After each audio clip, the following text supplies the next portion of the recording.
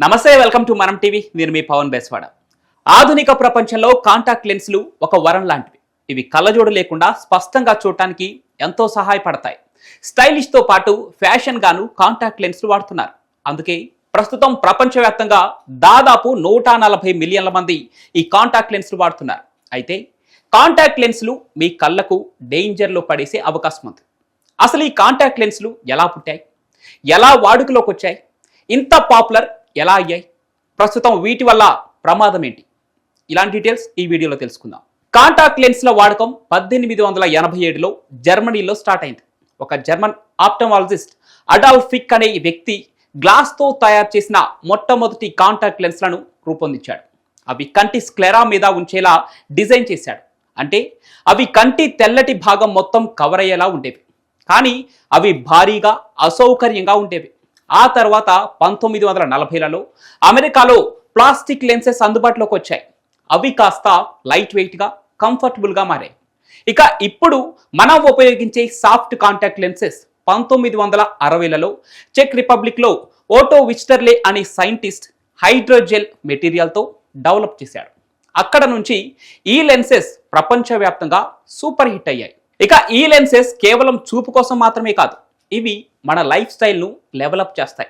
Contact లెన్స్లు వచ్చాక క్రీడలు ఆడే వాళ్లకు అద్దాలు జారిపోయే టెన్షన్ లేదు.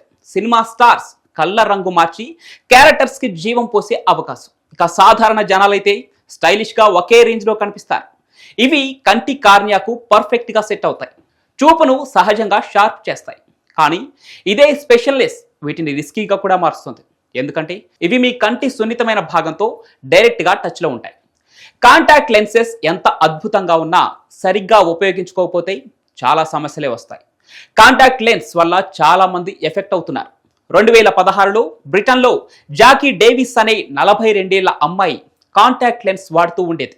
ఓ రోజు కంట్లో నొప్పితో పాటు కళ్ళు ఎర్రగా అవటం స్టార్ట్ అయింది. కారణం, జాకీ లెన్సెస్ని క్లీన్ చేయకుండా ఎక్కువసేపు పెట్టుకొని ఉండటం. కనీసం స్నానం చేసేటప్పుడు కూడా తీయలేదు. చివరకు డాక్టర్స్ చెక్ చేస్తే నీటిలో ఉండే అకాంతమీబా అనే పరాన్నజీవి లెన్సెస్ ద్వారా తన కంట్లోకి వెళ్లి కార్నియల్ అల్సర్ వచ్చేలా చేసిందని తెలిసింది. చాలా నెలల ట్రీట్మెంట్ తర్వాత కూడా జాకీ కంటి చూపు సగం పోయింది. ఇలాగే 2019లో అమెరికాలో ఆష్లే రోజ్ అనే ఒక టీనేజర్ తన కాంటాక్ట్ లెన్సెస్ ని తీయకుండా ప్రతిరోజు నిద్రపోయేది.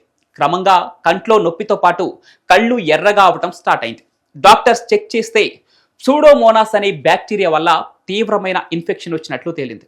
దీంతో రోజ్ శాశ్వతంగా తన చూపును కోల్పోయింది.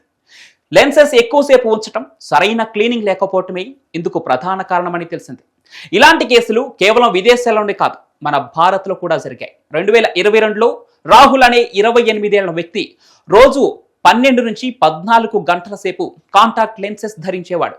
ఒకరోజు అతని కళ్ళు ఎర్రబడి నీరు కారుతూ చూడటానికి చాలా ఇబ్బందిగా అనిపించాయి.